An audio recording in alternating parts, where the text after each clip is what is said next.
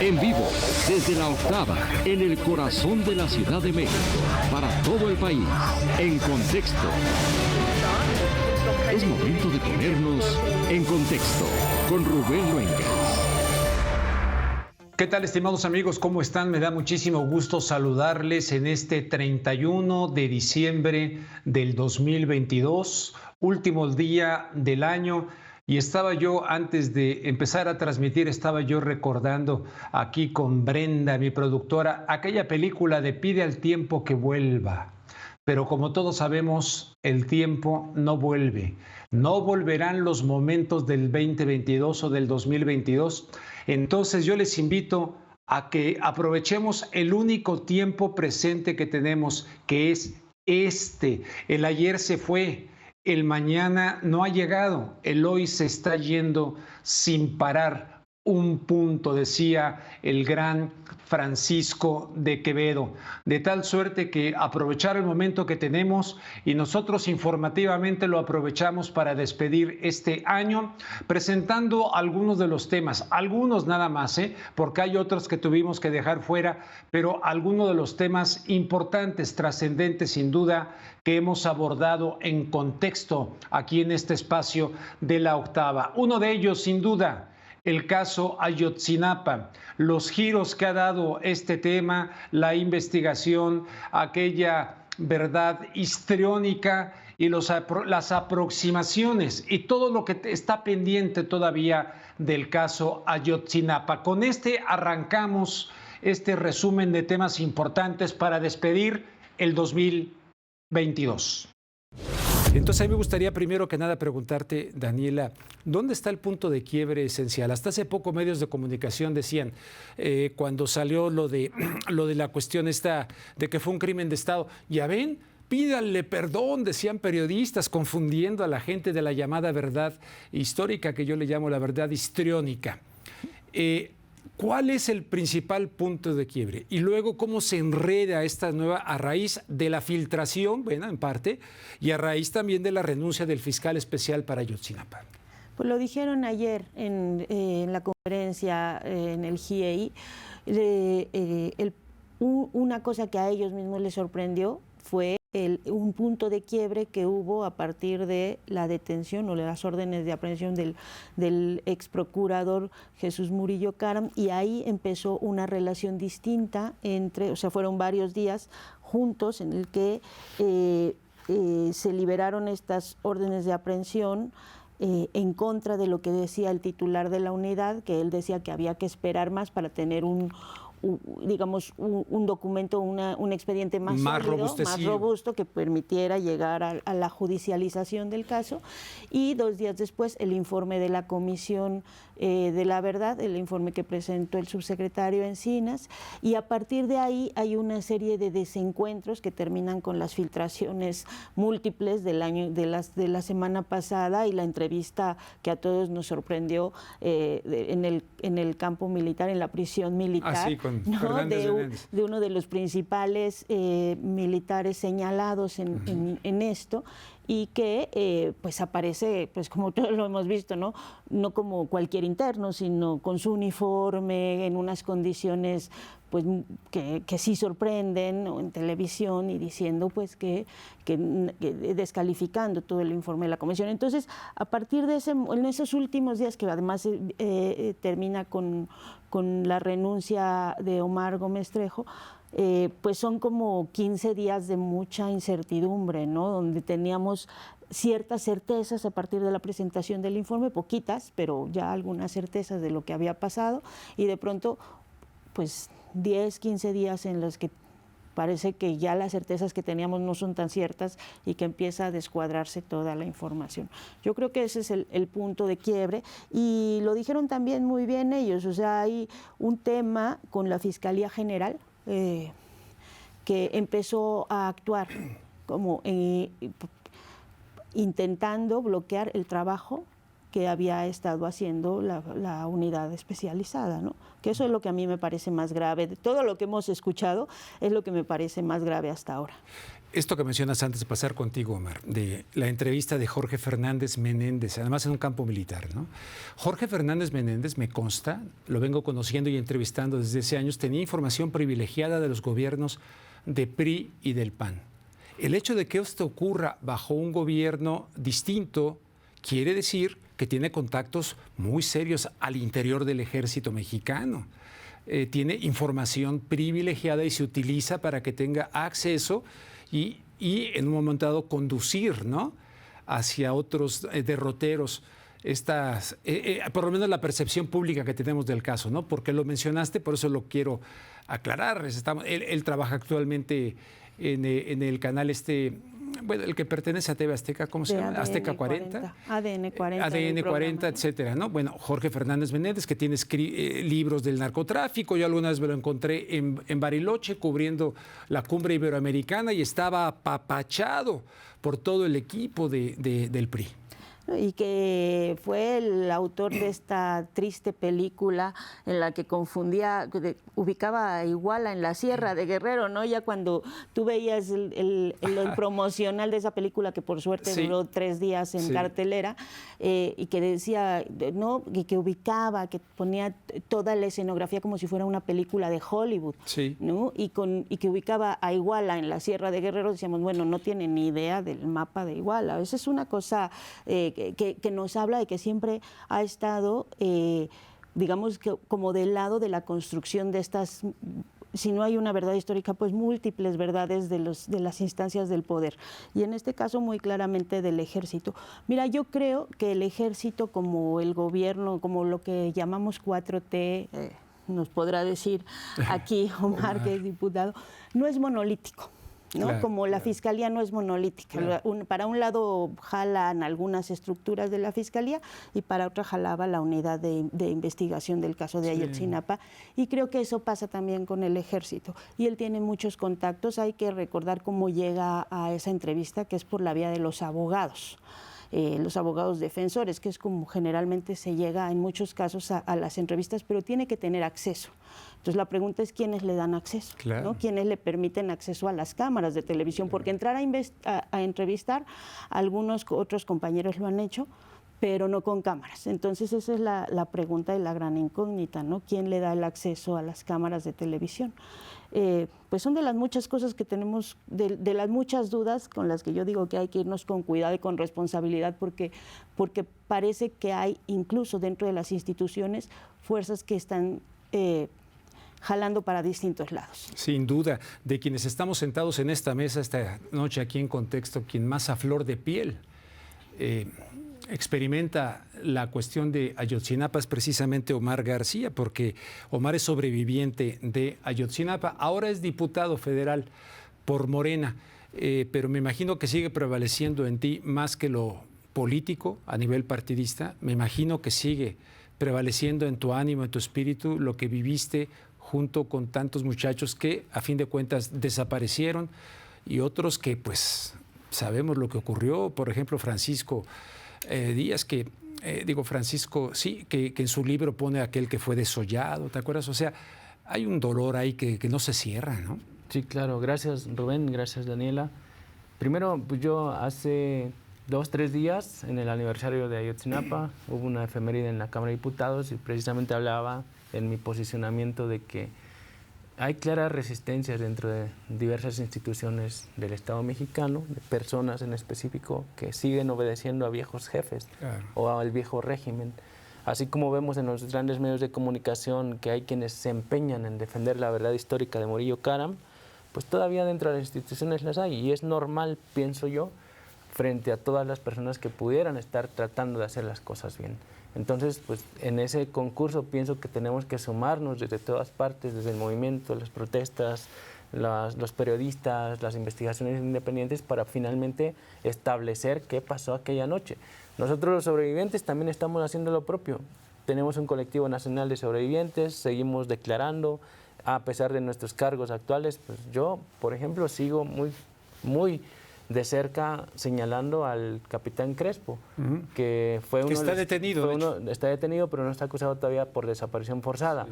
Fue el que nos encerró en la clínica Cristina y nos dijo, dennos sus nombres reales porque si me dan un nombre falso nunca los van a encontrar.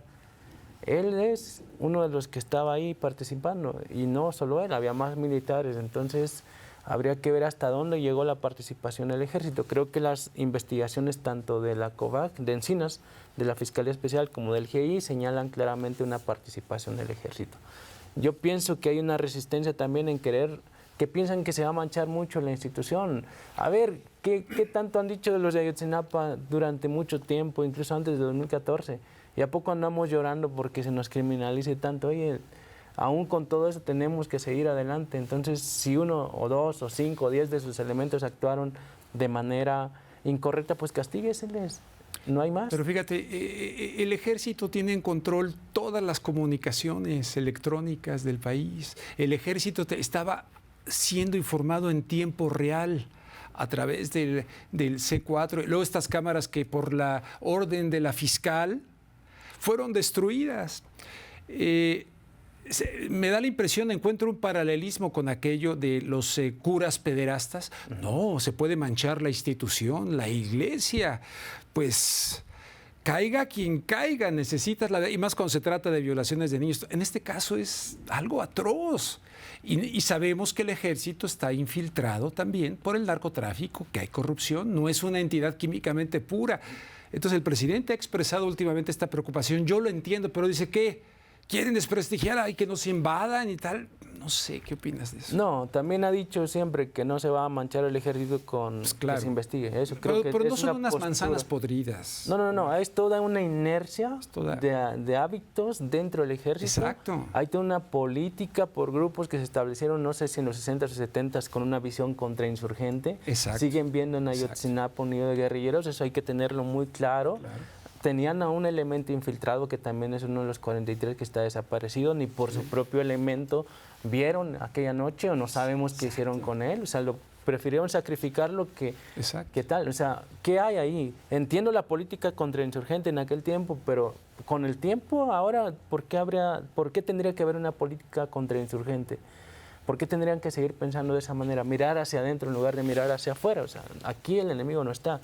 Habemos diferentes grupos sociales que pensamos muy diferente, pero no estamos en la idea de hacer insurgencia. Omar, pero ¿cuántas personas de los que ahora son los mandos militares fueron quienes se formaron en todas esas décadas de una actividad represora del ejército mexicano contrainsurgente?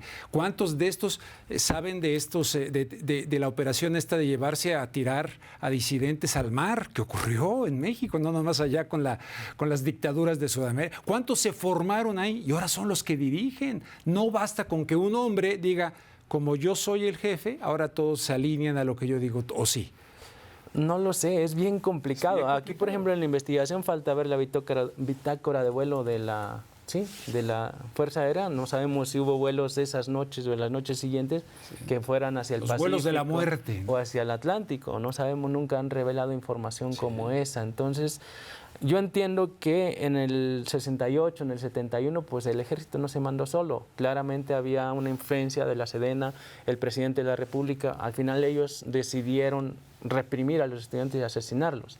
Entiendo que el ejército pues sigue obedeciendo a mandos civiles, pero también entiendo que hay muchos del ejército que se formaron en la Escuela de las Américas. En la Escuela de las Américas. Entonces habría que ver. De los Estados Unidos, donde se enseñaba a torturar, a reprimir. Ay, Daniela, a ver, continúo por donde quieras para que me ayudes a... que la persona que nos dé saque algo esencial. Con la idea de la contrainsurgencia. De la contrainsurgencia. Porque, por supuesto, y sobre todo por la discusión que hay de la Guardia Nacional, de la militarización, por las sombras que tenemos de lo que ha hecho el ejército en algunos momentos de la historia, y el tema de la guerra sucia es muy claro, y en Guerrero, pues... Y por la opacidad que ha habido y que sigue habiendo en torno a esa institución, pues es claro que es lo que más nos llama la atención. Pero hay que entender, y eso creo que ya lo he dicho en otro momento, que un crimen de Estado implica que todos los actores involucrados, es Ejército, también es Marina, también es Policía Federal, también son policías estatales, policías municipales, gobernador, presidente Peña Nieto, yo te lo digo sin miedo, Peña Nieto y Cienfuegos. Secretario de Gobernación. Secretario de Gobernación. Sí, secretario de Gobernación. ¿Y por qué digo esto? Todos actuaron o no actuaron porque justamente se considera a los normalistas como enemigos del Estado. O sea, es todo un grupo, es más, medios de comunicación consideran a los Lucio normalistas. Cabañas fue egresado de esa misma escuela. Y también hubo gobernadores egresados de ahí, no solo nada más pero estaban en la mira del sistema de seguridad mexicana desde entonces. Y lo he dicho, o sea, quienes acabaron o quienes combatieron fuertemente en Hidalgo a la normal rural del Meche, pues Osorio Chong y Murillo Karam. Entonces, ¿cómo íbamos a esperar que ellos hicieran algo, aunque se enteraran esa noche que algo estaba pasando? ¿Cómo íbamos a esperar que quienes los habían combatido, quienes habían esperado que se eliminaran esas normales rurales, fueran quienes salieran a tratar de hacer algo para evitar lo que pasó? Entonces, eso es, o sea, nos centramos en el Ejército por toda esta discusión, por toda esta opacidad, pero son todos esos actores. Uno es senador ahora que tendrían que estar dando respuesta, porque no me digas que el secretario de Gobernación no se enteró de qué pasó esa noche, ¿no? Que no tuvo información, un secretario de Gobernación del PRI. Sí, Osorio Chong. Que tendría que estar dando respuestas. Sí. Ahorita. Hoy tendría que estar diciendo algo, ¿no? De lo que él supo esa noche, y en los siguientes días, porque algo supo, ¿no? Y Camilo Cienfuegos. Camilo Cienfuegos, el general Cienfuegos. Por supuesto, también. ¿No? Yo no digo que todos los del Ejército, no, todos los del Ejército sí. Lo que digo es que tenemos que abrir la mirada hacia todos los demás actores que están, pues, unos activos políticamente. Oye, ¿y la suspensión de órdenes de aprehensión? Varios de ellos de militares, que es lo que... Pues esas son las cosas ¿Qué está sucediendo? ¿Qué está pasando? Esas son las cosas que deberíamos preguntarle al fiscal, pues. O sea, yo creo que ahí tenemos que hacer un planteamiento autocrítico muchos para entender por qué las fiscalías, no solo la general de la República, sino todas las fiscalías, no han dado los resultados que esperábamos y que nos prometimos a nosotros mismos cuando se impulsaban las fiscalías autónomas para combatir la impunidad, porque ninguna ha funcionado. Pero en este caso concreto, no solo es que no ha funcionado, sino que claramente está obstaculizando a una unidad de investigación que sí estaba trabajando bien. Entonces ahí el fiscal tiene que dar respuestas. El problema es que es eso, nos centramos todo en ir a preguntarle al presidente, y a los otros actores que están activos, pues no los estamos cuestionando del mismo modo, ¿no? Y yo creo que el fiscal tiene que dar una respuesta, tiene que explicar qué es, o sea, porque hay un señalamiento muy directo y muy claro del GIEI sobre la falta de actuación o el entorpecimiento del trabajo de Omar Gómez Trejo de la Fiscalía, y él es el titular de la Fiscalía, tendría que estar dando una respuesta. Bien, y después de haber abordado el tema de Ayotzinapa, que sin duda tiene que ver con la situación militar y tiene que ver todo con el sexenio de Enrique Peña Nieto, quien anda por allá, tengo entendido que también se quedó en estas fiestas por allá en España, o no sé si vino a México, y si no, pasen el chisme, pero finalmente se aprobó aquí en México la participación en tareas de seguridad de los militares. De hecho, hubo un cambio primero constitucional para extender esta presencia militar hasta el año 2024. Ha sido sin duda un tema polémico, tal vez no lo suficiente, tal vez no con los debates que se pudieron haber generado en diferentes espacios de comunicación, pero está esta situación de la presencia de los militares. Mucha gente dice, pues es que sí, es necesaria. Otros, a fin de cuentas, dicen hay una contradicción con respecto a lo que el mismo presidente decía cuando era candidato, le hizo cambiar la realidad de opinión. El caso está que los militares están a disposición de poder utilizarse en tareas de seguridad pública.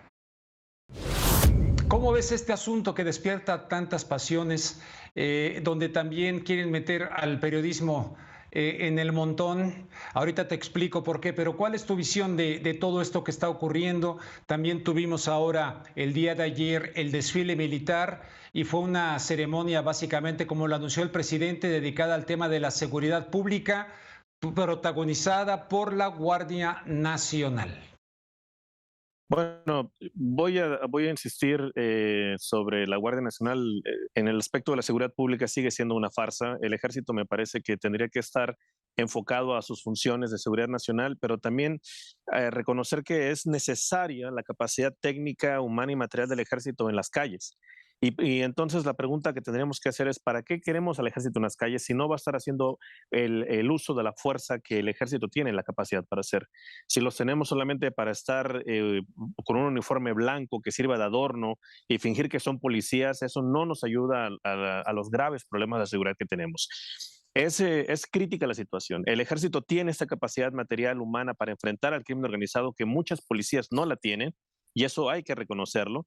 Pero no podemos estar jugando con el papel del ejército y la policía y al mismo tiempo debilitar a la policía y criticar a la policía y utilizar este ciclo en el que la policía es mala, el ejército es bueno, entonces debilitamos a las policías para que el ejército sea más bueno y que no nos conduce absolutamente nada. Tenemos en este momento 30,000 soldados más en las calles que cuando Calderón, y la diferencia sustancial de la actuación del ejército es básicamente nula. Desde el sexenio de Calderón, pasando por Peña hasta no ha habido un cambio realmente drástico de tener a los militares en las calles, un cambio positivo me referiría en este caso.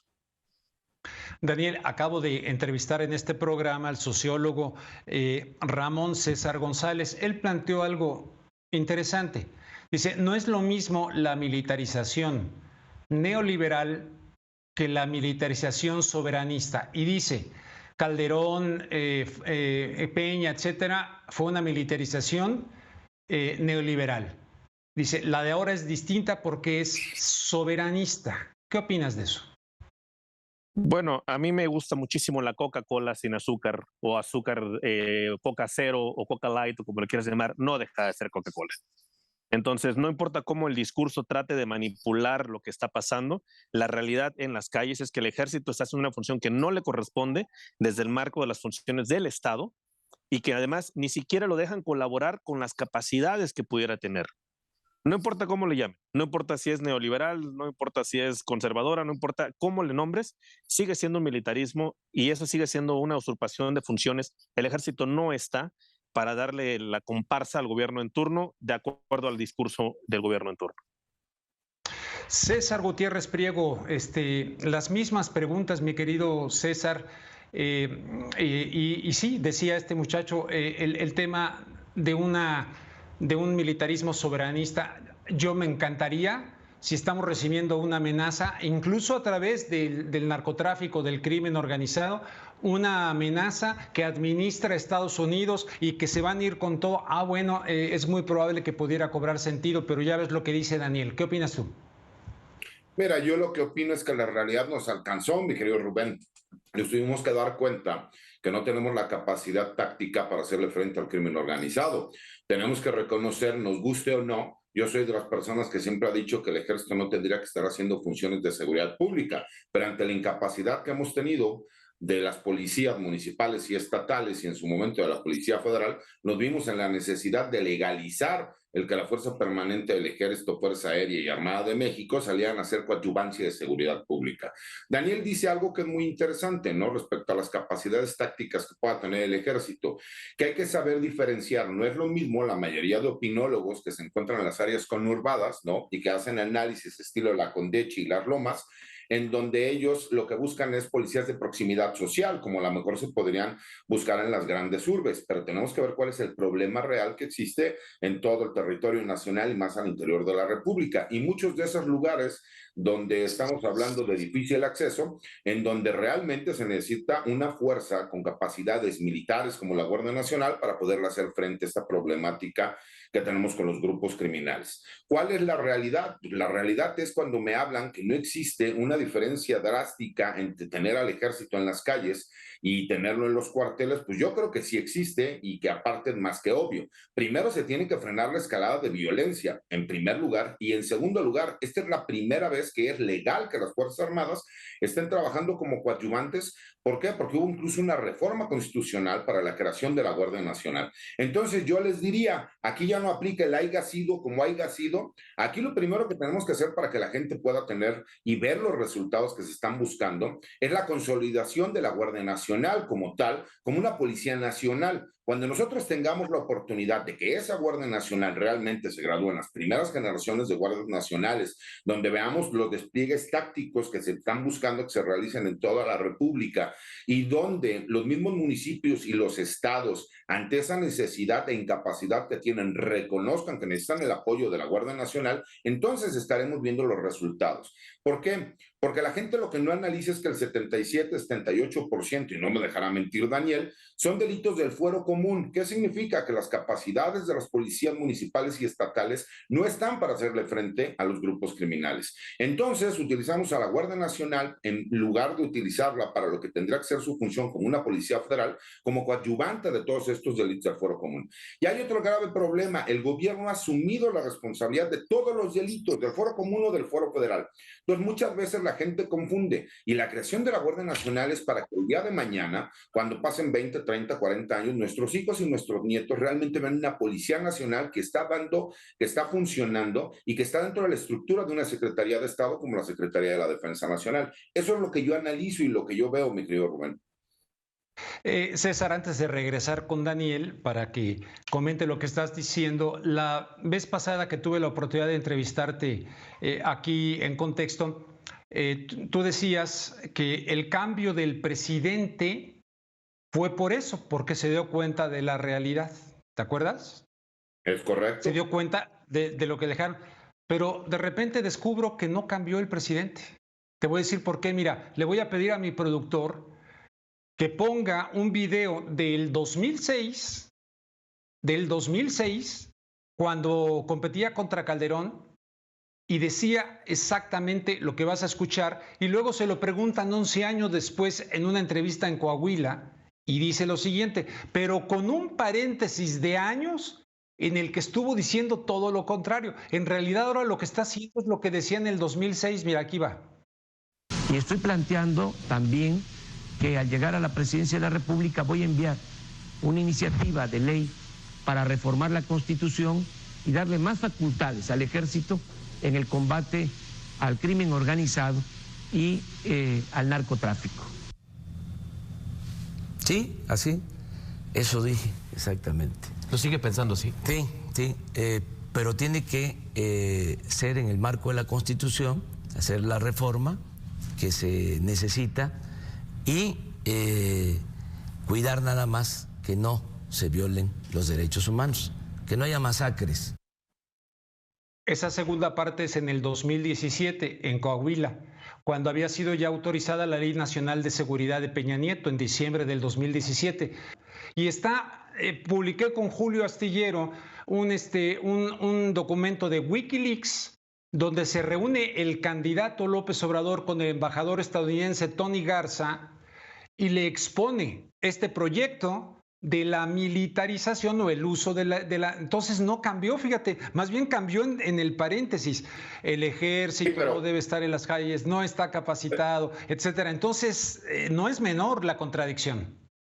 No, pero te demuestra entonces que el pragmatismo del presidente respecto a hacer política fue de tal manera que realmente lo que él buscó fue lo que consiguió. ¿Por qué? A ver, los análisis son sencillos, mi querido Rubén. Tenemos que entender que una cosa es el político que está haciendo campaña y otra cosa es el político que ya se encuentra ejerciendo el poder al cargo al que fue votado. La realidad, ¿cuál es, mi querido Rubén? Lo queramos manejar como lo queramos manejar. No tenemos policías. Y no es de este sexenio, es desde hace 4 o 5 sexenios, no se invirtió de forma correcta en lo que era la formación de policías. Se dejó que las instituciones se corrompieran. Que el ejército no es impoluto, por supuesto que no es impoluto, pero por lo menos es donde menos grados de corrupción tenemos. ¿Por qué? Porque tiene toda una jerarquía, ¿no? Y la forma de crecimiento militar. Y segundo, que es un punto muy importante y que creo que eso siempre lo ha dicho el presidente y lo ha recalcado, porque no quieren que vuelvan a existir personas como García Luna que lleguen y sean los encargados de la seguridad pública. ¿Por qué? Porque tú tienes que dar un esquema y quien llegue entonces a la Secretaría de la Defensa Nacional, quien llegue a dirigir la Guardia Nacional, tendrá que ser una persona que lleve toda una carrera dentro del escalafón y de los méritos que se necesitan. Entonces creo que esa parte también es importante, ¿no? Y el pragmatismo del presidente, bueno, creo que el presidente no lo ha enseñado todos los días. Él tiene un colmillo largo y retorcido. Él camina y deja zanja. Nos ha enseñado que él con las mañaneras maneja los temas que se tienen que llevar a cabo en todos los noticieros que existen en este país y gran parte de lo que se habla en México a nivel internacional. Entonces creo que una cosa es hacer política y otra cosa es hacer gobierno. Pues sí, pero no mentir, no robar, no sé qué, no mentir. Entonces damos por hecho que todos los políticos para llegar al poder mienten y cambian sus verdaderas intenciones. Daniel Gómez Tagle.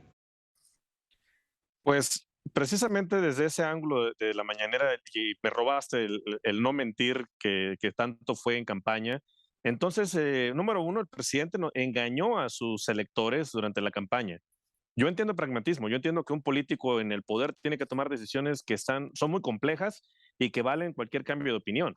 Sin embargo, si él sabía, como este video lo demuestra desde el principio, que esta era la salida, que era necesaria la participación de Fuerzas Armadas, en cada campaña el discurso cambiaba porque sabía que era lo que vendía. Entonces no se engañó. Y el hecho de que él ponga los temas en la mañanera no significa que tenga la razón en los temas. Porque él tiene ese espacio público que nadie más tiene, y lo tiene a costa del erario, por cierto. El que él ponga los temas todos los días no significa que los temas que pone son los necesarios y que tenga la razón en cada uno de ellos. Uno. Dos, se hizo una reforma para permitir que el ejército participara en labores de seguridad pública a través de 3 leyes secundarias para autorizar a la Guardia Nacional. Era totalmente innecesaria esta reforma militarista.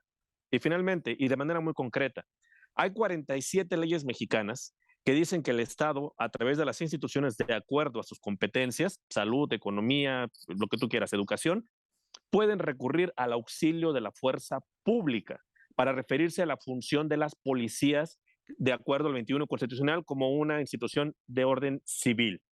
47 leyes que dicen el auxilio de la fuerza pública. Hay una ley que dice que una institución puede ejercer el mando de la fuerza pública y ese es el Sistema Nacional de Seguridad Pública. Expliquen tú, César, que sabes mucho de esto, ¿por qué esta reforma militarista para mandar a la Guardia Nacional al Ejército requería modificar la Ley General del Sistema Nacional de Seguridad Pública para quitar específica y explícitamente ejercer el mando de la fuerza pública al Sistema Nacional de Seguridad Pública? Porque estamos hablando de un conflicto mucho más grande que nada más militarizar.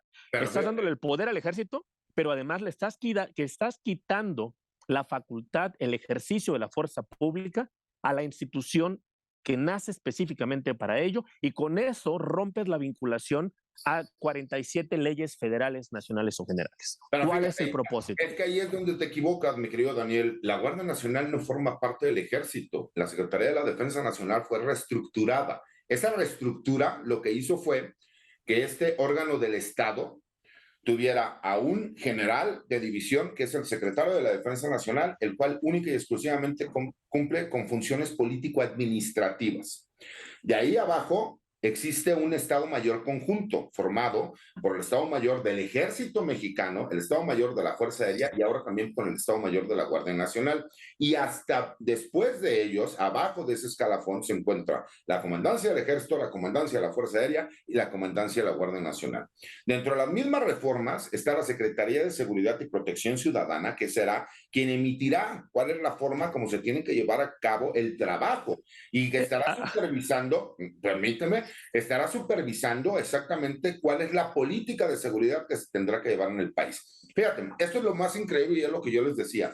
Cuando todo el mundo le quiere jugar al Juan Charrasqueado en cuanto a la aplicación de las leyes, la verdad es que les guste o no les guste, es legal el hecho de que un órgano administrativo desconcentrado como la Guardia Nacional, que pertenecía a la Secretaría de Seguridad y Protección Ciudadana, ahora forme parte de la nueva estructura de la Secretaría de la Defensa Nacional. ¿Dónde es donde en teoría tenemos una problemática que va contrario a lo que dice el artículo 21 constitucional, en el sentido de que se supone que la Guardia Nacional tiene que estar bajo el control y mando absoluto absoluto de un civil, ¿no? En pocas palabras, para que la gente lo pueda entender y no hable yo como clásico abogado. Bueno, si nos vamos en ese sentido, por supuesto va a tener que existir una interpretación por parte de la Corte. ¿Por qué? Porque si realmente lo analizamos así, pues el comandante supremo de las Fuerzas Armadas es el presidente de la República. Pero seamos realistas y objetivos.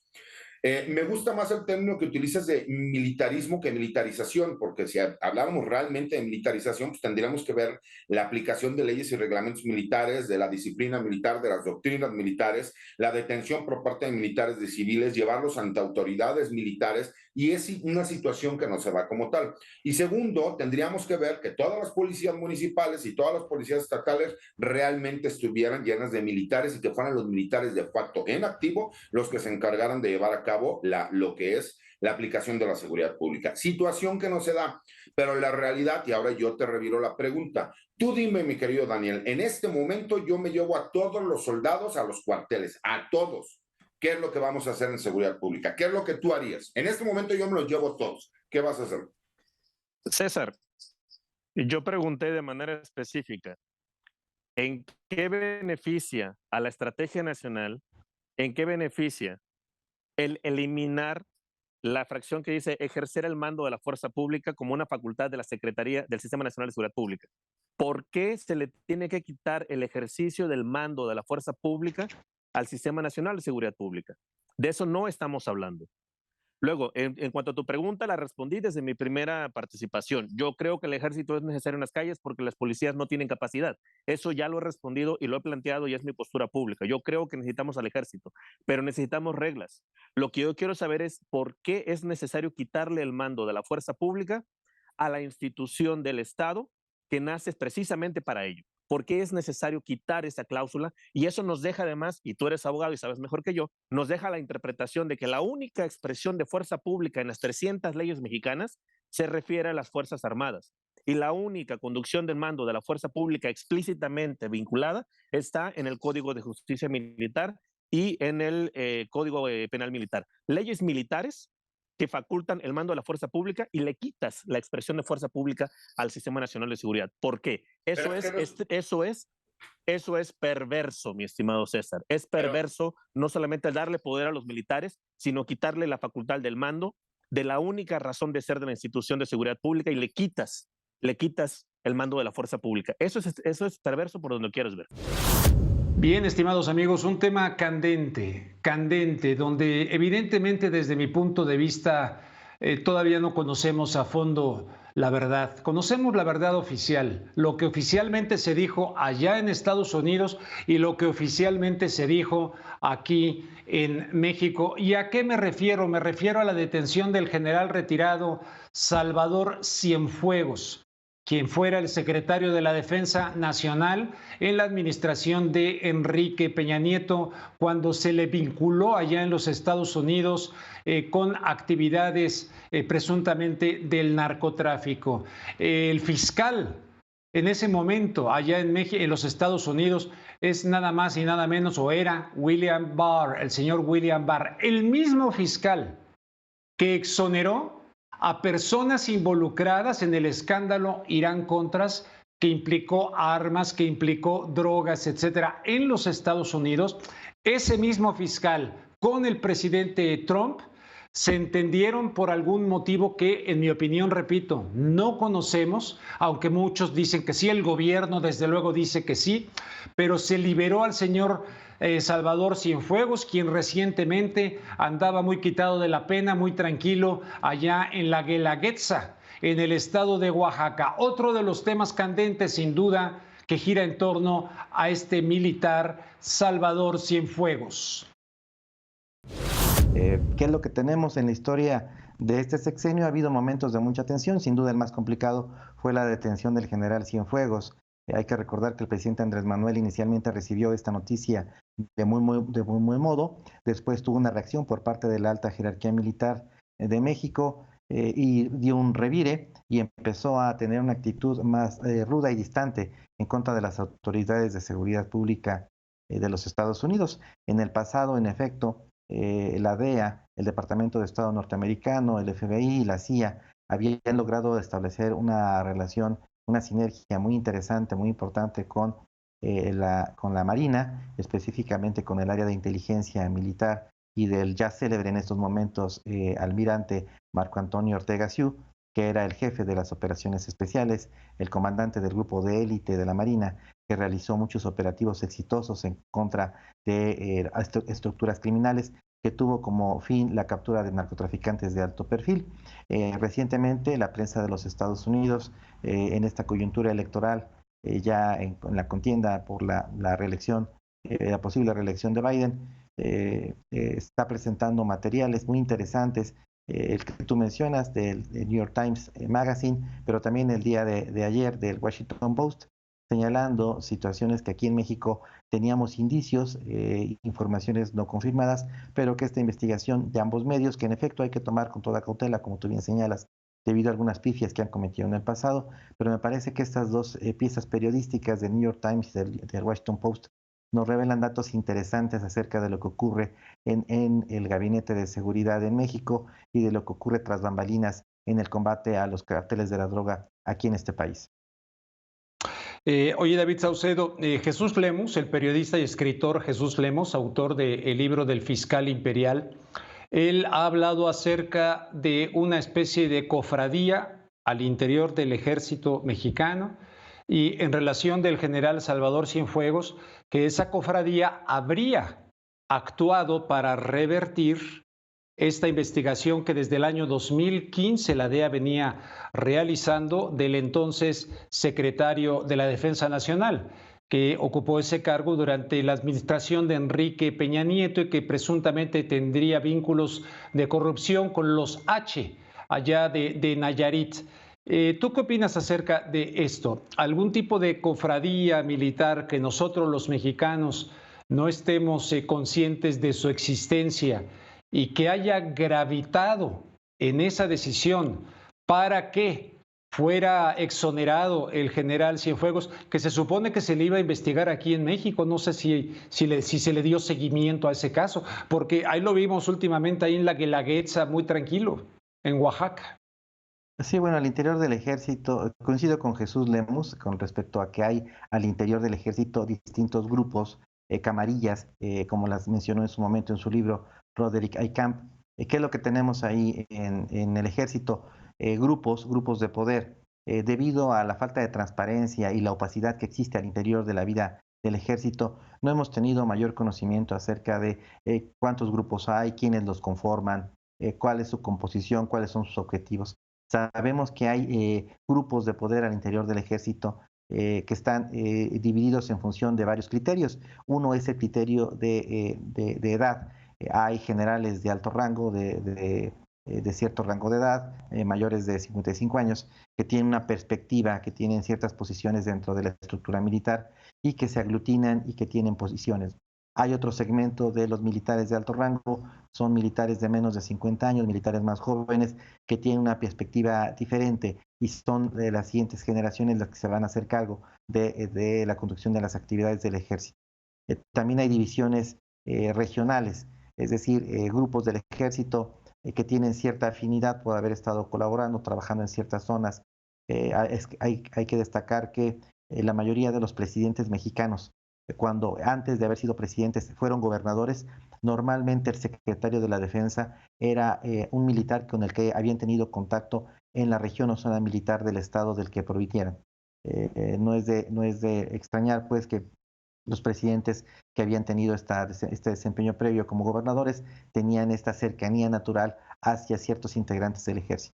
En efecto, hay un grupo de militares muy numeroso que se inconformó luego de la captura del general Cienfuegos por parte de las autoridades de los Estados Unidos y que reclamó al gobierno de México, al presidente en directo, la captura y por haberse realizado una investigación de estas características, pero digamos que no era tan importante el general Cienfuegos en sí mismo, de acuerdo con la información que publicó el New York Times Magazine, lo que sabemos que en el caso de que habría habido actos de corrupción del caso del general Cienfuegos, estos se habrían cometido con grupos del narcotráfico menores, los sucesores de los Beltrán Leiva, específicamente con el H2. Pero lo que estaban protegiendo los militares es este manto, este anillo de protección con el cual siempre han contado. no ser enjuiciados por tribunales civiles, en su caso ser enjuiciados por tribunales en México, purgar sus sentencias en cárceles mexicanas, en el poroso y corrupto sistema penitenciario mexicano que existe, y no, de ninguna manera ser sometidos a proceso, a juicio en los Estados Unidos. Entonces, me parece que esta defensa de gremio que realizaron de grupo al general Cienfuegos fue más bien para proteger esta prebenda que tienen los generales desde hace muchos años.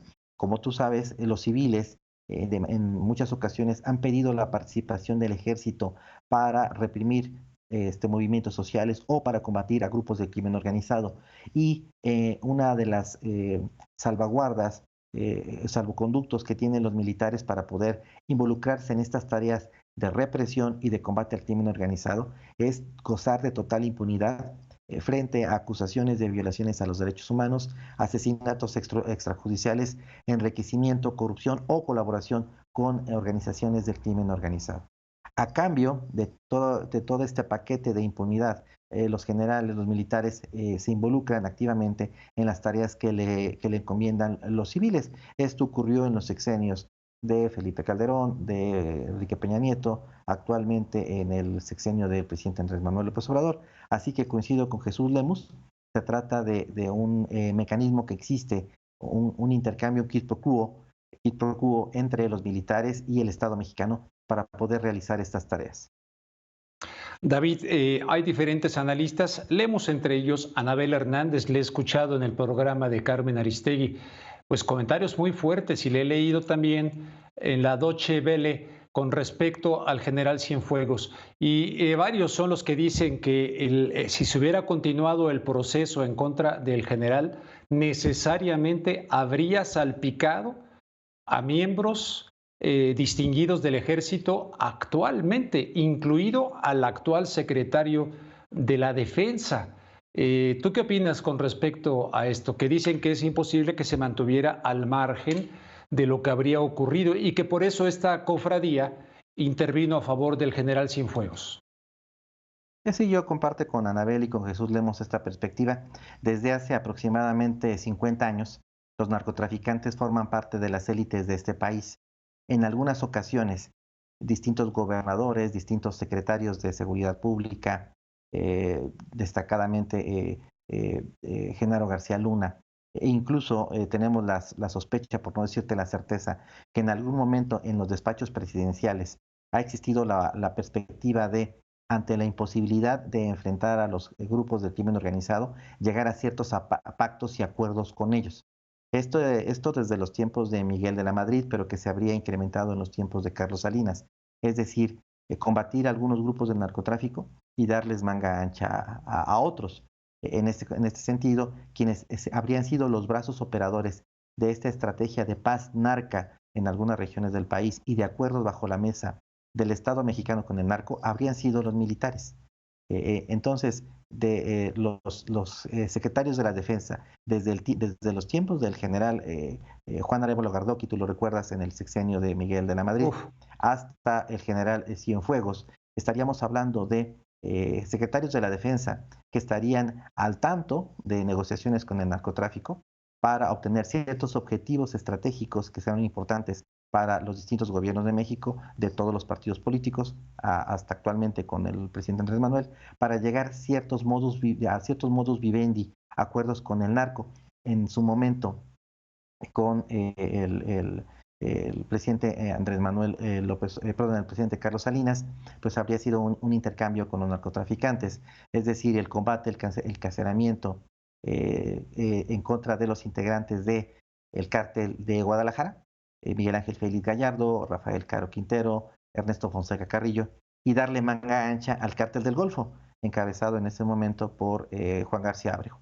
Después hay un cambio, el surgimiento de una nueva fuerza, el cártel de Sinaloa. Este cártel se empodera, realiza maniobras, y en el sexenio de Felipe Calderón habríamos tenido esta misma estrategia, pero al revés, el combate a ciertos grupos criminales como los Zetas o la familia michoacana, y permitir que el cártel de Sinaloa se expandiera y creciera su poder criminal.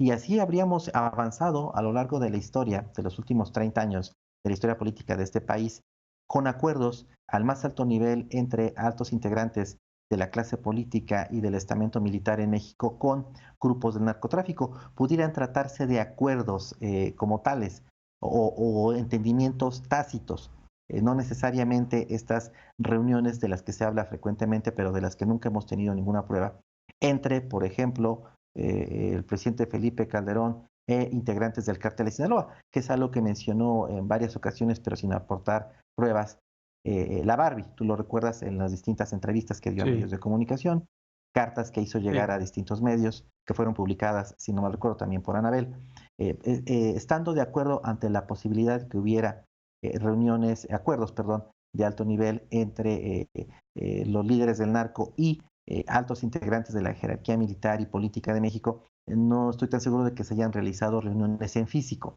Pero bueno, lo que estamos hablando es no tanto de reuniones, sino de acuerdos. Yo no tengo ninguna duda de que esos acuerdos han existido. De la misma manera que el gobierno de los Estados Unidos ha acordado en el pasado el combate de ciertos grupos de narcotráfico y beneficiando a otros. El caso más conocido, ya muy documentado, que incluso se ha llevado a la pantalla grande con algunas series, narcoseries producidas en los Estados Unidos por Netflix, pues la colaboración que tuvo la DEA con el Cártel de Cali, con los Pepes, con los grupos paramilitares para enfrentar a Pablo Escobar. Es decir, esta situación de película que se ha vivido en otros países y que han protagonizado los norteamericanos con otras autoridades, con otros gobiernos nacionales de América Latina, me parece muy sensato y muy evidente que también ha ocurrido aquí en México. Bueno, vamos a iniciar en unas cuantas horas, vamos a iniciar un nuevo año. El nuevo año como tal no tiene nada que dicen, a ver qué nos trae el nuevo año. No, a ver qué nos traen nuestras acciones. A ver qué nos trae aquello que hemos sembrado para cosechar. A ver cómo van cuajando los frutos del esfuerzo o a ver cómo van generándose frutos podridos de árboles mal sembrados. Lo que estoy tratando de decir con esto es que todo depende de nuestras acciones. Todo depende de lo que vamos sembrando para que se vaya cosechando. Un árbol bueno no puede dar frutos malos y un árbol malo no puede dar frutos buenos. Por lo tanto, conocerán al árbol por sus frutos. Vamos a tener elecciones este año que viene, que está próximo a empezar. Una de ellas en el Estado de México, que es el estado más densamente poblado, el que tiene más número de electores en toda la República Mexicana. Me refiero al Estado de México, donde jamás ha perdido todavía, de manera formal y oficial, el dinosaurio, el Partido Revolucionario Institucional. Tendremos también elecciones en Coahuila. ¿Qué va a ocurrir? Otro de los temas candentes. Estado de México, Coahuila, elecciones estatales. ¿A qué le tira el PRI en México, políticamente hablando? Pues yo creo que lo único que le queda es ganar el Estado de México. Sobre esto Francisco sabe más que yo, pero yo quiero decir que intentan hacerlo. Pusieron a una señora, Amalia Pulido, como presidenta del Instituto Electoral del Estado de México, que es un activo del PRI, según plantea Bernardo Barranco, quien ha sido también un estudioso de ese partido del Estado de México y ha sido también consejero electoral. Y aspiran también a hacerlo de la mano de un sujeto que manejaba antes una cantidad de medios increíble, el señor Luis Macice, que en la época de Peña Nieto tenía bajo sus órdenes para que le arreglaran sus conflictos y su propia información a favor del PRI, hasta Raimundo Rivapalacio, que era uno de sus principales asesores de los varios medios que tenía a la mano Luis Macice, radio, televisión, prensa escrita, etc. Pues ellos están ahora, tanto la señora citada como este señor Macice, tratando de amarrar lo posible para lograr la victoria en el Estado de México. La tienen extraordinariamente difícil porque, en efecto, como tú señalabas, Rubén, entre 15 y 20 exgobernadores piden la salida inmediata de AMLito. Él, que andaba de gira por el extranjero, dijo: regreso de inmediato a México, y al parecer el fin de semana estará aquí para cuidar lo que tenga que cuidar. Y los que antes estaban muy sonrientes, desde panistas, perredistas, lo que queda, y otros más con AMLito, ahora están preocupadísimos, porque han salido escándalos al por mayor y faltan por salir. Pero si bien el PRIismo hizo esta jugada para tratar de ganar la elección dentro del Instituto Electoral y por los medios que tienen a la mano, que son muchísimos, más el dinero que van a meter, ayer el señor Pablo Gómez empezó a sacar un expediente de Enrique Peña Nieto. Y este expediente puso tan nervioso al antes copetón, y yo hoy escondido por ahí bajo las faldas de Tania Ruiz, que ya empezó a contestar. Quiere decir que va a ir con todo Morena en esta elección para tratar de ganar. Independientemente que todavía no sepamos quién es su candidato, si Delfina Gómez, si Higinio o si otro más. Por lo tanto, la situación se pone verdaderamente candente en el Estado de México, y Juan Cruz, que lo conoce más que yo, nos podrá decir. Sí, pues vamos con Francisco Cruz precisamente. Francisco, Perdón, ¿tú pensarías...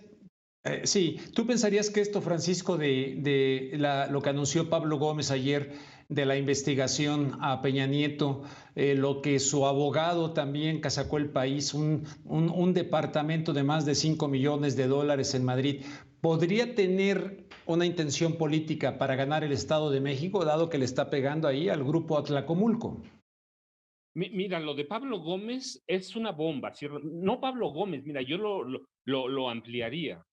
¿Sí? Sí. El presidente lo llevó directamente a Palacio Nacional. Es decir, hay un enfrentamiento presidente contra expresidente. Sí, es un misil que sale en dos direcciones. Golpea directamente a Palacio de Gobierno en la avenida Lerdo en Toluca y al PRI, ciertamente. Pero tienen que hacerlo bien el presidente. Y Pablo Gómez, claramente. No basta con la denuncia pública y con presentar los documentos o la investigación a la fiscalía. La fiscalía necesita presentar un caso sólido. El PRI, mira, está preparándose, el PRI está preparándose hace mucho. Jorge decía, no solo Amalia Pulido, que es un personaje cercano al PRI, y a través del esposo de ella también, que es el presidente del Consejo Mexiquense de Ciencia y Tecnología. No, mira, el grupo Atlacomulco, a través, en este momento, con su cara visible de Alfredo del Mazo Maza, se ha preparado desde 2018 para el 2023, cuando perdió Enrique Peña Nieto la presidencia. Desde 2004, ellos controlan el secretariado ejecutivo del Instituto Electoral del Estado de México. Es un personaje muy cercano a Enrique Peña Nieto. Llegó junto con él al gobierno y no lo han removido. Lo llevaron para controlar todas las cuestiones electrónicas. Recientemente, el gobernador también hizo una serie de cambios, ¿sí? Al secretario de Desarrollo Social, que controlaba el programa madre del gobierno del Estado, que es decir, el reparto del dinero a través de las mujeres, lo mandó al PRI para hacer lo mismo. Tienen, mira, un programa que se llama la Tarjeta Rosa. La Tarjeta Rosa la empezaron a distribuir en 2018. Tienen 500,000 afiliadas, 500,000 mujeres, todas muy bien seleccionadas. todas simpatizantes del PRI. El programa está bien cuidado. Tienen a un sindicato estatal de maestros que tiene más de 200,000 afiliados. Acaban de cambiar al secretario general de gobierno, Luis Felipe Puente Espinosa, que es un hombre cercanísimo a Enrique Peña Nieto. Cuando Enrique Peña Nieto en 2012 llegó al gobierno, mira, Luis Felipe Puente Espinosa estaba apuntando para el gabinete, y si no fuera porque lo relacionan con el narcotráfico, habría estado en el gabinete. Hoy él controla todo eso. Es decir, están cerrando las pinzas por todos lados. Tenemos un estado que tiene 12.3 millones de electores en este momento. 12.3. A las elecciones va a tener 12.5 millones el próximo año. Tenemos un estado que está dividido. 2.7 millones votaron por la coalición del PRI en 2021 y 2.4 millones por Morena. Sí, hay un equilibrio, así que lo que lanzaron ayer es una bomba. ¿Qué tiene? Pues mira, el PRI tiene ahorita varias contras. Primero, le pega lo de Peña, sí, pero más le pega lo que tú dijiste. Por ejemplo, en la mañana, yo vivo en Tierra Caliente, por lo regular. Es una zona que controla el narco desde 1999. Mira, mi familia cuando quiere arreglar un problema, lo arregla con los capos. No lo arregla con el juez civil, no va a la presidencia municipal. ¿Sí? Es muy difícil conocer toda la información de inmediato, pero en la mañana, en el grupo del pueblo, ya teníamos el departamento de Juan Collado.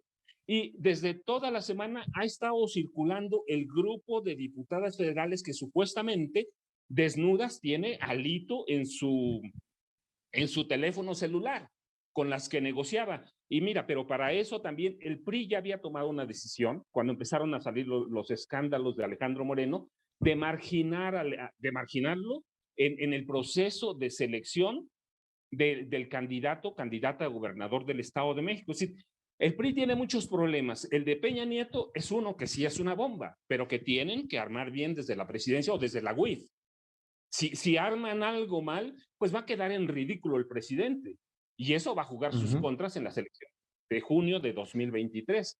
Así que necesitan armar algo bien hecho. Y por el lado del gobierno del Estado de México, tienen desde 2018 preparándose. Tienen, mira, un sindicato estatal de 220,000 maestros que militan o hacen campaña por el PRI. Sí, Morena no va a ir a un día de campo. Sí, mira, hay evidencia, había evidencia muy sólida de que en 2017 la maestra Delfina ganó las elecciones, pero las perdió. Y había evidencias muy sólidas de que en 99 Arturo Montiel Rojas perdió las elecciones, pero las ganó. Sí, todavía a mí me parece que hay muchas evidencias de que Morena no entiende cómo funciona el grupo Atlacomulco y hasta dónde es capaz de llegar y cómo trabaja esa élite política y burocrática. Muy fuerte y muy realista lo que estás diciendo, Francisco. Jorge, lo que quieras comentar de lo que dice Francisco, y nada más agregaría el tema de Peña Nieto, esto que presentó ayer Pablo en Palacio Nacional. ¿Qué pasa esto? Porque ha sido enviado a la Fiscalía General de la República y mucha gente dice, ahí se va a atorar con Gers Manero. Bueno, primero añadir algo que se le pasó a Francisco. Ya creó otra tarjeta, el señor Del Mazo, que es la tarjeta campesina, que se supone se las dará a 30,000 personas más. Bueno, yo creo que todo eso que dice Francisco más esta tarjeta campesina cuentan mucho, pero él hizo la reflexión de que hace 6 años seguramente yo anduve por allá, ganó Delfina Gómez. ¿Por qué no reclamó el triunfo Morena? Pues para mí que fue una táctica de López Obrador de decir, yo no voy a hacer ningún desmadre, y la palabra es precisa porque es salirse de madre, es salirse de cauce. Yo no voy a hacer ningún desmadre porque a mí lo que me interesa es la presidencia de la República. Si yo hago ahorita un desmadre con el triunfo de Delfina, pues van a atacarme más los medios. Ahí está otra vez diciendo que le van a quitar la presidencia de la República por esto, por aquello, en fin. Y yo creo que esos organismos que señala Francisco antes tenían una cohesión muy clara y muy férrea y muy sistémica, pero han perdido esos engranes. Los chirridos se oyen hasta Marte. Es como si vamos ahorita al PRI. Yo he estado muchísimas veces en el PRI.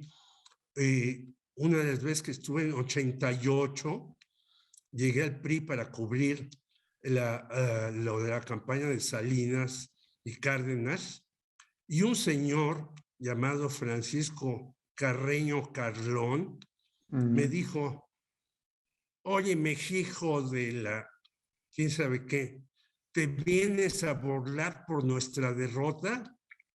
Eso lo tengo grabado en la memoria y lo he sacado en algunas ocasiones. ¡Qué bárbaro! ¿Qué quiere decir esto? Que desde entonces sabían que eran perdedores, pero se aferraron.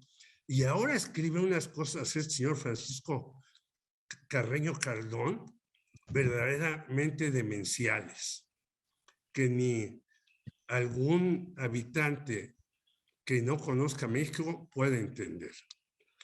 Entonces, lo que yo creo es que en efecto, tiene razón Francisco, tiene que ser una cuestión muy sólida, muy precisa, y no hay que ni siquiera entrarle a toda la serie de trapacerías que hizo el señor Peña Nieto. Con que le saquen una o dos, pues el copete se le vuelve a parar y va a estar resintiéndolo Alfredo del Mazo. No hay que olvidar que al señor Alfredo del Mazo, el señor López Obrador lo ha tratado muy amablemente. Creo que ha sido el gobernador que lo ha tratado más amable en todo el tiempo. No hay que olvidar que está tratando de terminar el famoso tren México-Toluca. ¿Qué quiere decir esto? Quiere decir que también el señor López Obrador dice: para congraciarme con los empresarios del Estado de México, les voy a dar su tren y le voy a dar el tren a empresarios como Macice y demás que tenían cantidad de medios de difusión manejados desde atrás por Raimundo Rivapalacio y equipo, que les daban las coordenadas y demás, y uno de los principales voceros era Ricardo Alemán. Esto ha ido menguándose. Esto ha ido menguándose. Quiere decir que está sintiendo también el fuego amigo del señor del Mazo y que no puede fácilmente ni manejar a las mujeres, que lo va a intentar, que lo va a tratar, desde luego, y coincido con Francisco, ni a los maestros, ni a los campiranos, ni a todos los demás. Es su labor tratar de mantener el bastión, pero yo creo que las condiciones no están como para echar las campanas al vuelo, y va a ser una contienda, en eso coincido, muy reñida, en donde Morena se tiene que poner muy abusado, porque la vez pasada mandaron a Mario Delgado como operador al Estado de México. Bueno, Mario Delgado no opera ni un automóvil él solo. Entonces tienen que mandar a personas que puedan hacer la chamba y que puedan hacerle contrapeso a este señor del Mazo, el cual tiene problemas también en Andorra, en Texas y en otros lugares por lavado de dinero y enriquecimiento ilícito. Entonces, vamos a tener una serie de sorpresas en estos días porque las cosas no están sencillas. Así veo yo la situación, mi querido Rubén. Oye, antes de pasar con Francisco nuevamente, ¿Coahuila lo mantiene con la marca Moreira el PRI? ¿Coahuila? ¿Jorge? Esa mi perdón. Yo creo que también la cosa no está seria y está fácil ahí. ¿Por qué? Porque ya Rubén Moreira no se siente tan sólido, el hermano ya le respondió. ¿Y por qué le respondió el hermano? Por una cuestión muy clara. Le mataron al hijo. ¿Y qué ha pasado con los asesinos del hijo? Pues como todos los asesinatos, no ha pasado nada, ¿no? Yo digo, hay asesinatos aquí de hace 6, 8 años y no hay resultados para nada. No solamente entre los periodistas, estamos muy indignados, ¿no? Yo participé en la investigación del asunto de Manuel Buendía y llegamos a una conclusión, no a la que queríamos, porque los autores intelectuales, Miguel de la Madrid ya se murió, y el otro señor anda supuestamente arreglando cables de luz y luego le estallan por todas partes, el señor Bartlett, ¿no? Entonces yo creo que también en Coahuila las broncas están muy serias entre los hermanos Moreira, entre ambos, y más se han agudizado después de que no le dieron la gubernatura de Hidalgo a Carolina Villano, ¿no?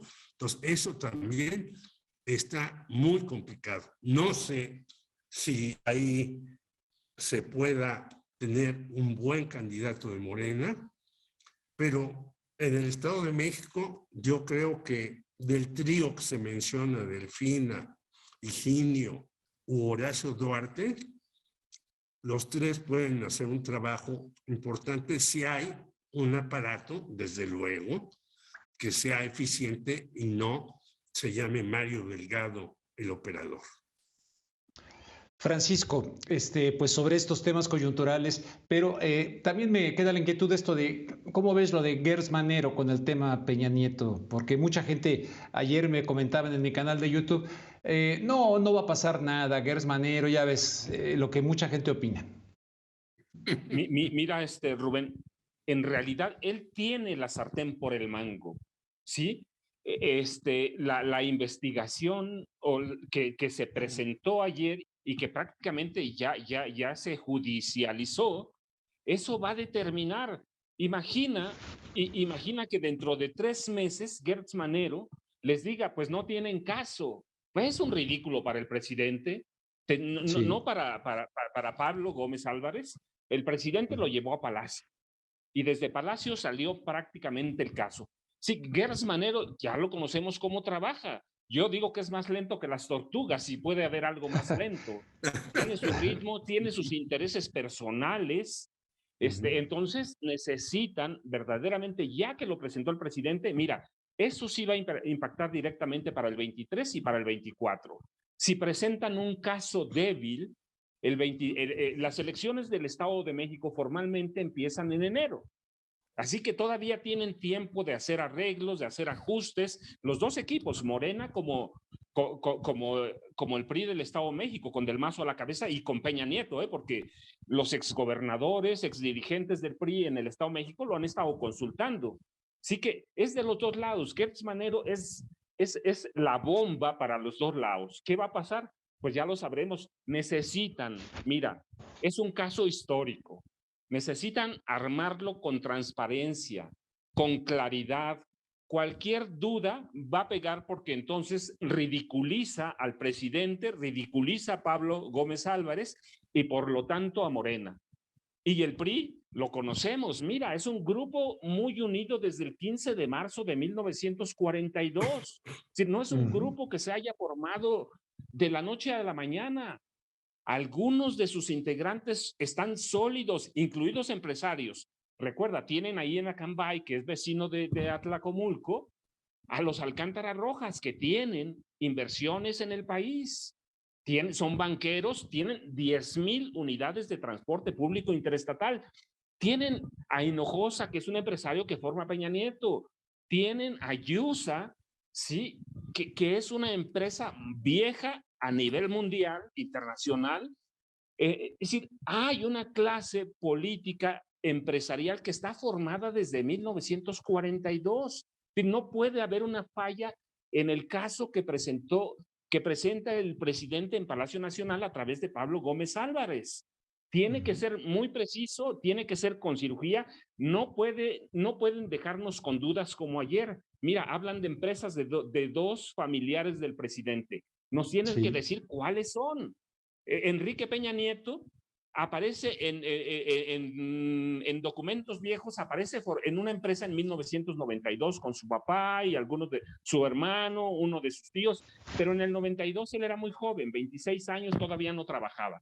Él empezó a trabajar hasta el 94 en la campaña para el 95 en la campaña de Emilio Ochoefete, es cuando empieza a tener ingresos, antes no tenía nada, pero podemos especular porque no nos dijeron nada en la presidencia. Si nos dan los datos, hay 2 empresas, hay transferencias recientes, son de reciente creación, pero hay que investigar y no hay nada. Entonces Pablo Gómez lo tiene que tener muy amarrado. El presidente, para presentarlo allí, tuvo que estar muy cierto de lo que están haciendo. Entonces, ese es el caso madre, mira, no de este año, es del sexenio. Si Morena gana las elecciones en 2023, no solo desaparece el Grupo Atlacomulco, desaparece el sostén del PRI. Entonces, esos están jugando. Coahuila, tienes tu razón, es importante. 2.7 millones de electores cuentan. 2.7 más 12.3 del Estado de México en este momento van a ser 12.5 en el 23. Y 40 diputados electorales federales que tiene el Estado de México es un peso grande. Así que el PRI se juega su sobrevivencia, no en Coahuila, que es importante, no hay que minimizarlo. Se juega su sobrevivencia en el Estado de México. Se juega la sobrevivencia de un grupo que empieza en el 42.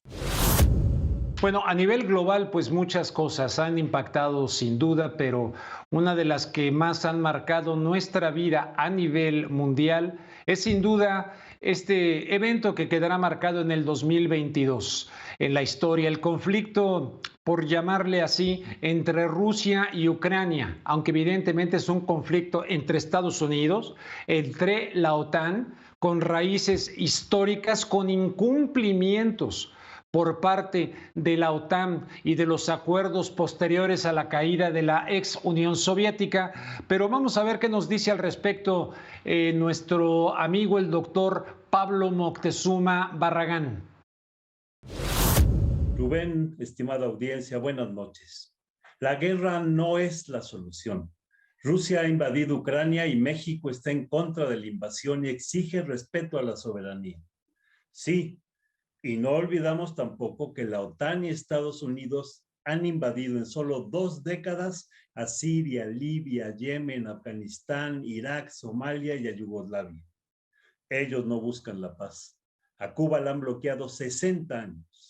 A México nos arrancaron más de la mitad del territorio y sufrimos las invasiones de España, Francia e Inglaterra, países que hoy claman contra la invasión. Estados Unidos reclama no invasión, pero en América Latina y el Caribe invadió Nicaragua, República Dominicana, Cuba, Haití, Panamá, Guatemala, Granada y El Salvador, que han bombardeado.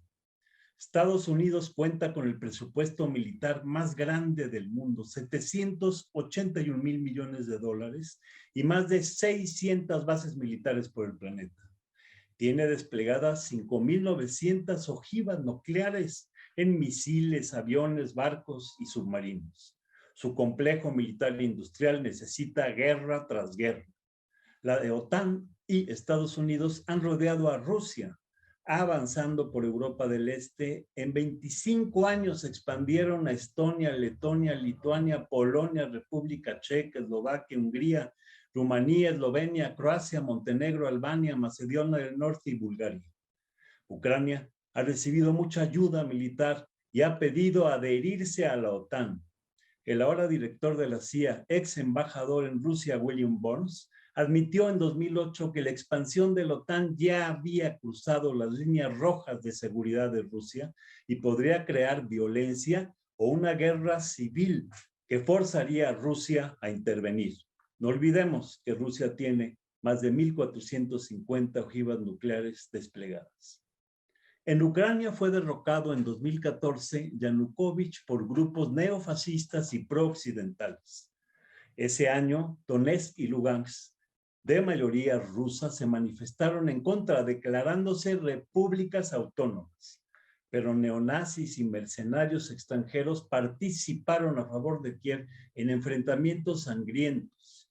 Se llegó al acuerdo de Minsk para poner fin a la guerra interna en Ucrania, acordando un alto al fuego y mayor autonomía a Donetsk y Lugansk, y pacificar toda la región del Donbass. Estos acuerdos no se cumplieron. Siguieron los ataques contra Donetsk y Lugansk, causando por lo menos 14,000 civiles no muertos. Existe guerra interna en Ucrania desde 2014 y los gobiernos del golpista Turchinov y su sucesor, el comediante y hoy presidente Zelensky, mostraron una tendencia neofascista. Tomaron como estandarte a Stepan Bandera, que fue un combatiente aliado a los nazis en la Segunda Guerra Mundial. El ministro de Defensa y segundo de Ucrania es un nazi perteneciente al batallón Azov, que tiene el emblema que usó la segunda división de las SS del Reich. Este batallón ha sido integrado oficialmente en el aparato militar y paramilitar del Estado ucraniano y llevan realizando 8 años el exterminio rusófobo en el Donbass. En la ONU, las sucesivas votaciones que han habido para una resolución contra la glorificación del nazismo y de los discursos de odio racial, en estas votaciones los únicos votos en contra han sido de Ucrania y Estados Unidos, y la Unión Europea se abstiene. Qué patético. Toda la situación descrita condujo a la invasión rusa por provocaciones de Estados Unidos y la OTAN. México está por la paz. Toda invasión es condenable. Y por eso preocupa que en 2005 con Fox se firmó la ASPAN y comenzó la integración militar de México con Estados Unidos y Canadá, que pertenece a la OTAN y se une a todas las guerras. Y luego con Calderón se permitió la iniciativa Mérida y las maniobras navales conjuntas, la acción de militares y agentes de Estados Unidos en territorio patrio.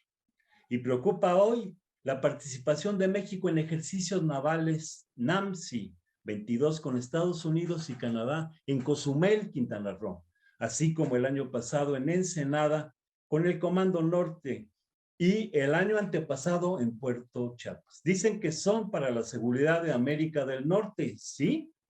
Además de participar por primera vez en el ejercicio militar internacional TRANWIS 22 junto con Belice, patrocinado por el Comando Sur de Estados Unidos.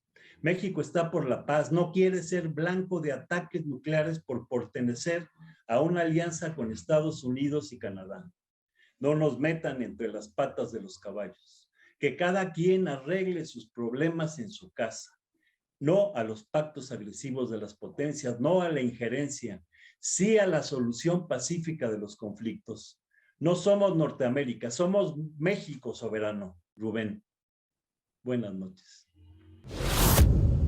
Estimados amigos, aquí después de escuchar al doctor Pablo Moctezuma Barragán, vivimos tiempos líquidos. Esto lo dijo un filósofo, tiene libros maravillosos, Sigman, este filósofo que nos habla de tiempos líquidos, amor líquido, todo aquello que ha perdido su sostén, que ha perdido su firmeza, que ha perdido sentir que ponemos verdaderamente los pies sobre tierra firme.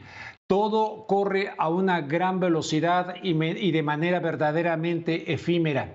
Les decía yo al principio, recordando esta película de Pide al tiempo que vuelva. No, el tiempo no vuelve. El tiempo lleva un transcurso en constante movimiento y nosotros ahí en el vértigo de ese tiempo. A nombre de todo el equipo de En Contexto, a nombre de Brenda en esta ocasión en la producción, de Ricardo, de los camarógrafos, de todos los que hemos hecho posible a lo largo de este tiempo, este espacio En Contexto aquí en La Octava, yo les deseo de todo corazón un tiempo renovado, un tiempo nuevo en calidad, no en cantidad, en calidad humana principalmente, que la pasen muy bien en esta celebración. Sin duda hay que celebrar, sin duda hay que abrazarse, sin duda hay que dejar los teléfonos celulares a un lado y convivir con las personas que estamos conviviendo en esta noche para esperar un año nuevo donde a fin de cuentas nosotros iremos marcando y dejando las huellas